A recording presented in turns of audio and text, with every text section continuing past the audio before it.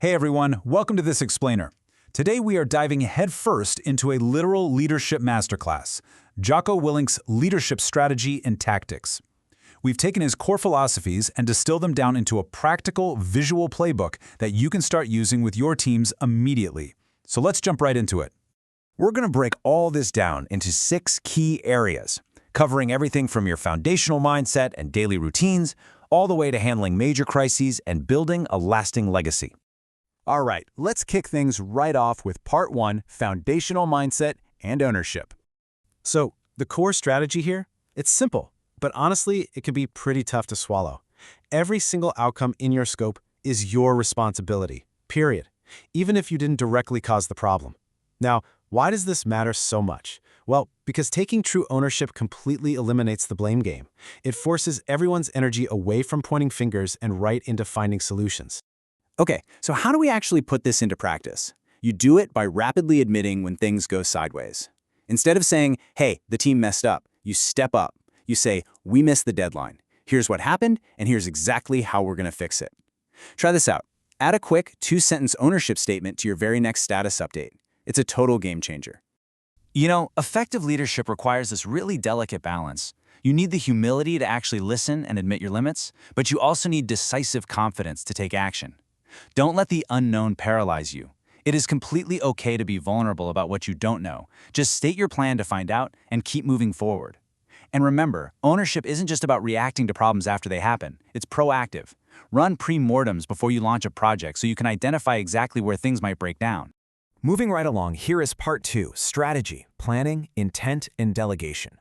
In the military, they call this concept cover and move. In the business world, it basically just means synchronized teamwork. Your units are going to move so much faster when they actively support each other instead of working in isolated little silos. And when you're building these plans, keep them incredibly simple. If a plan is too complex, it will absolutely shatter under pressure. Distill your goals down into a single intent statement and stick to just 3 top priorities. Because let's face it, when things inevitably hit the fan, it is so easy to get completely overwhelmed. Jocko's rule for this is to prioritize and execute. Identify your single highest priority and swarm it. You run a quick triage, assign a lead, and you focus. From there, use decentralized command. You literally can't make every single decision yourself. Give your team the intent, set the boundaries, and let them execute on the front lines. Next up is Part 3, Communication, Trust, and Relationships. Here's the thing, leadership isn't just about managing down the chain. It's just as much about leading up.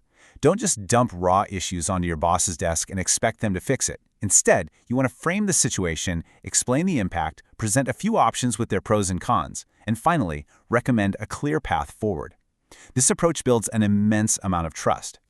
Now, when you're giving orders, you've got to be concise. Use a 5-element briefing method and always ask for a back brief. That means having your team repeat the core mission back to you, just so you know absolutely everyone shares the exact same mental model. Ultimately, doing this builds trust, and trust is the absolute foundation of speed. It comes from demonstrating competence, genuinely caring for your people, and being radically consistent. And that brings us to Part 4, Discipline, Conflict, and Personnel Decisions. I'm sure you've probably heard Jocko's famous mantra before. Discipline equals freedom. It sounds a bit backward, right? But by building strict, standardized routines for the mundane stuff, you actually free up your team's mental bandwidth for much higher-level problem solving. Now, when it comes to planning, you absolutely should invite debate. But once a decision is made, the rule is disagree and commit. Make that your standard script for closing out debates. Look, sometimes as a leader, you just have to let people go. It's tough, but leaving a toxic teammate or a chronic underperformer on the roster will destroy your team's morale in record time. Use a clear remediation plan with measurable outcomes. But if things just aren't improving, make the separation respectful and make it swift. All right, let's get highly practical here in Part 5, Day-to-day Leadership Tactics and Routines. We all absolutely hate useless status meetings, right? I know I do. So just refuse to run them. Meetings should be for making decisions, require a pre-read, time box the debate, and end with assigned owners. And for your one-on-ones, stop doing standard status checks. Use that valuable time to uncover obstacles and focus intensely on your team members' career development. Because really, your actual job as a leader is to build your replacements. You do this through deliberate mentoring, giving them stretch projects, and using proper delegation. True delegation means giving them the end state, the constraints, and the authority to act.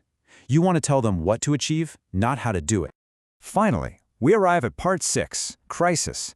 Learning loops, culture, and legacy.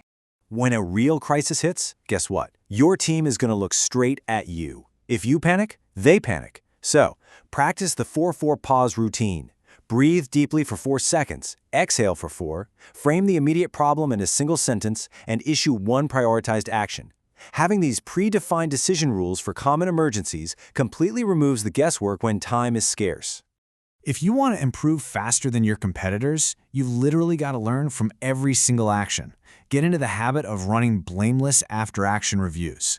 Keep it completely factual. What do we expect to happen? What actually happened? Why? And most importantly, what are we going to change next time? Assign owners to those corrective actions and move forward. Ultimately, your company culture, it is not just some motivational poster hanging on the break room wall. It's the behaviors you model and reward every single day. Pair that strong culture with deliberate succession planning, and you ensure your team is going to thrive long after you've moved on to your next challenge. Wow, okay, we have covered a ton of ground today. What we're looking at right now is a cheat sheet of the quick templates and formats we've discussed, covering everything from mission intents to one-on-one agendas. Feel free to pause the explainer right here and grab a quick screenshot. Now, if you want to actually train your own team on these concepts, here's a suggested roadmap for turning these tactics into workshops or even a principal leader's playbook. Breaking it all down into mindset, communication, and discipline makes it super digestible for your managers. Because at the end of the day, leadership is not a title. It's a practice discipline, ownership, clear intent, and solid routines. They all compound over time. So ask yourself honestly right now, which tactical routine from today are you going to implement as your new baseline this week?